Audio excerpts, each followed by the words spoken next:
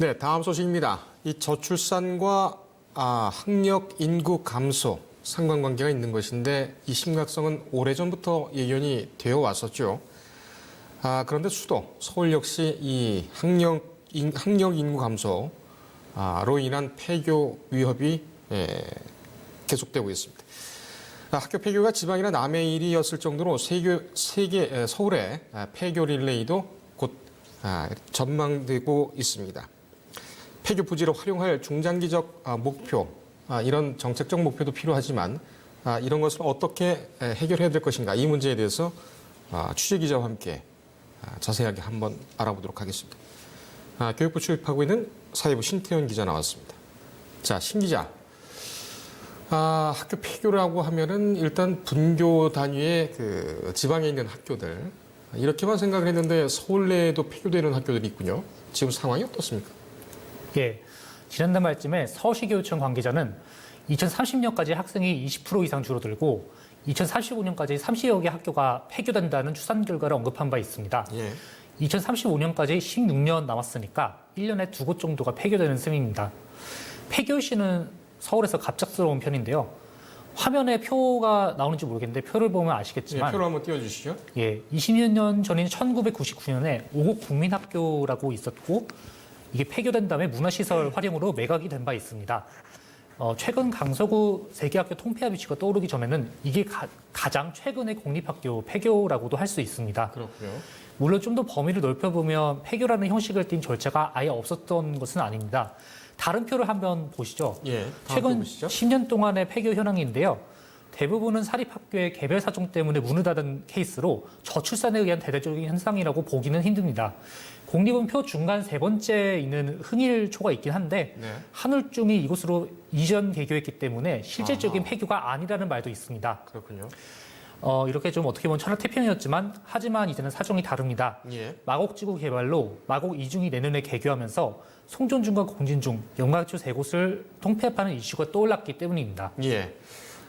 마곡 이중.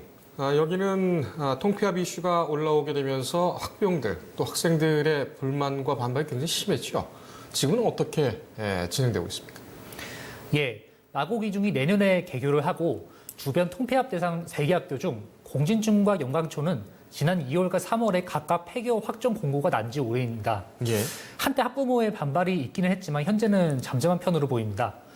반대로 송정중은 현재 진행형이고 갈수록 뜨거워지고 있습니다. 지난달 26일부터 지난 16일까지 통폐합 행정예고 기간 동안 의견 14,000여 건이 접수돼서 찬성은 1,800여 건에 불과하고 반대는 나머지로 88%에 달하는 것으로 나타났습니다. 예. 교육청이 송정중 학부모를 대상으로 조사를 한 바 있을 때는 찬성 56.8, 반대 43.2%로 나왔지만 이슈화가 되면서 뒤집힌 겁니다. 여기에는 뒤엉 정책 행보와 절차 하자가 컸습니다. 송전중은 9년차 혁신학교인데요. 마곡 이중은 예비 혁신학교로 개교 후 1년 뒤에는 혁신학교가 안 될 가능성도 있기 때문에 이미 혁신학교에 익숙해진 송전중 학부모의 반발이 컸던 것입니다. 게다가 통폐합을 위한 절차에서 주민 공청회 등을 건너뛰었습니다. 조희연 서울시 교육감이 절차 하자를 인정할 정도였는데요. 그래서 송전중의 경우에는 폐교가 철회될 것이라는 전망이 계속 나오고 있습니다.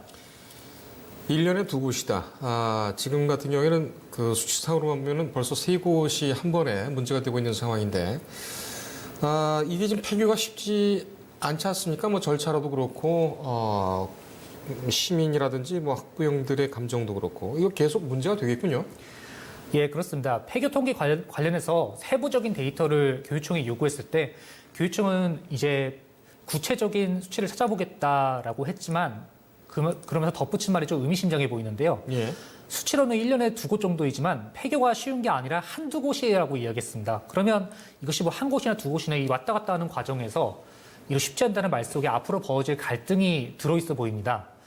그리고 이미 조용해지다시피 한 학교들도 문제가 여전히 잠복해 있는 것으로 보입니다.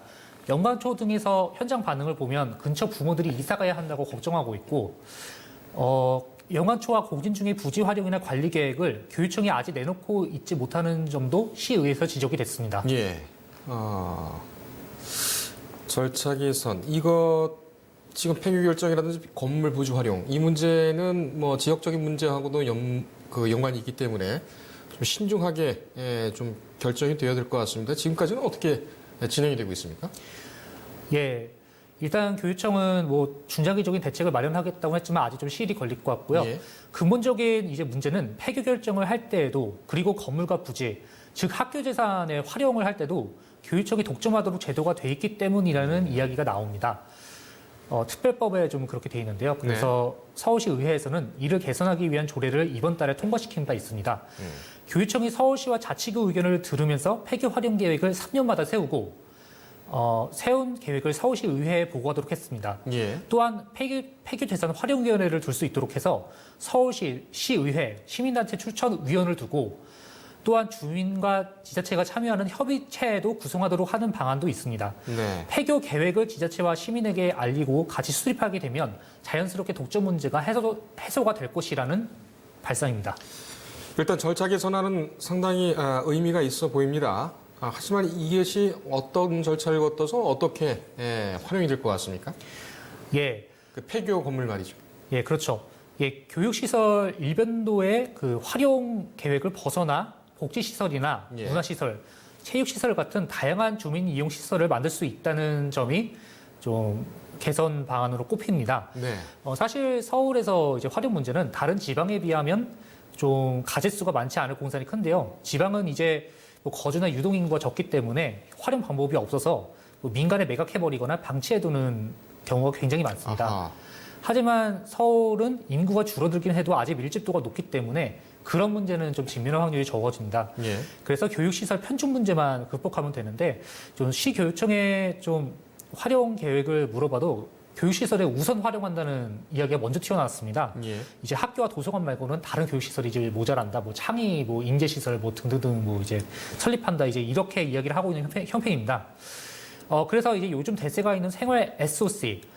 서울에서는 부지 구하는 게 일인데 드넓은 학교 부지와 연계하면 공간이 확보될 것으로 보입니다. 또 학교가 쇠퇴했다는 것은 지역이 쇠퇴했다는 것을 뜻하기 때문에 이를 한 묶음으로 생각하면 도시재생이라는 큰 틀에서 재생을 하는 방안도 고려해 볼 수 있겠습니다. 예. 그래서 더 크게는 일본처럼 정부와 지자체, 민간 주체 등이 돈을 분담해서 정부 사업을 폐교와 연계하는 시스템을 만들면 지역 활성화도 노릴 수 있을 것으로 보입니다. 예. 지금 취재를 해온 걸 보면은 학령 인구, 저출산 이 문제는 어떻게 해결이 안 되겠다 이렇게 판단을 한 모양이죠, 정부에서는.